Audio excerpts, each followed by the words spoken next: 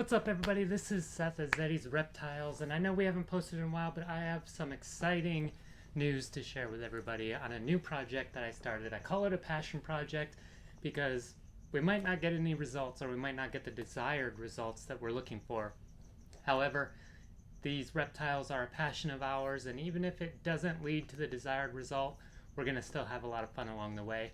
And the project is breeding Schneider skinks.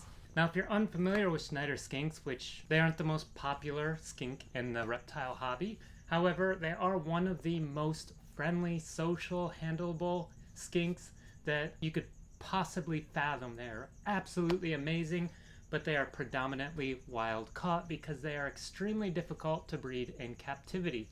However, that being said, every animal wants to reproduce.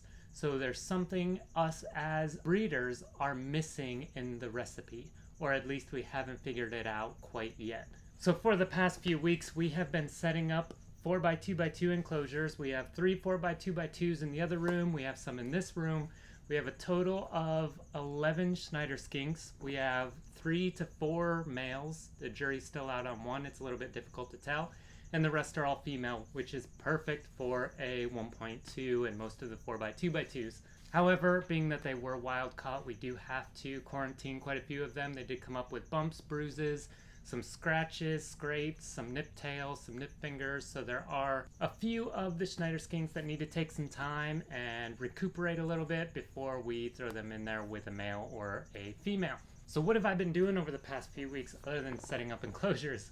Well, we have been doing an absurd amount of research over the past year or so on the natural habitat of a Schneider skink, where they come from, where they're collected from. And then we've literally broke it down to daily temperatures in their natural habitat, daily humidity, seasons. And the only thing we couldn't really replicate is the altitude, which isn't significantly different than where I'm currently located, so I think we're going to get by there, or at least I don't think it will have a major impact on breeding itself. So what we have done, and I'll share their enclosure here on the video, or a few of the enclosures, is we really have a dry side that's going to remain at about the 30% humidity, maybe a little bit under, getting into the 25%, 25 to 30%, that is going to be much hotter.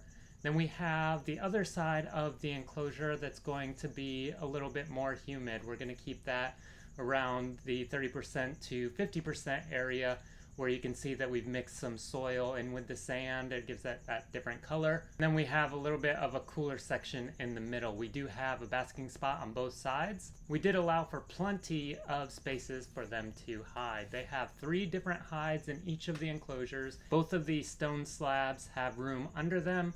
And then we have the hide in the middle, as well as some of them even have cork bark in there where they can hide as well. Not to mention, there is 4 inches of sand in there that they can burrow at any point in the enclosure itself. But they can choose whether they want to go over to the humid side or whether they want to stay on the hot, dry side. And it'll be very interesting to see where they primarily will hang out, whether it's going to be in the hot, dry, or whether it's going to be in the little bit cooler, humid side. And I say humid, but it's still really, 50% and under. And the basking spot on the more humid side is right around 90 degrees, and the basking spot on the arid side is going to be closer to that 120 degree mark. And the way we have portioned them out, the center generally remains to about 86 degrees, giving them plenty of options of where they want to be, what temperature they want to be, as well as how humid they want to be. And it's going to be very interesting to see where they primarily choose to be during the day,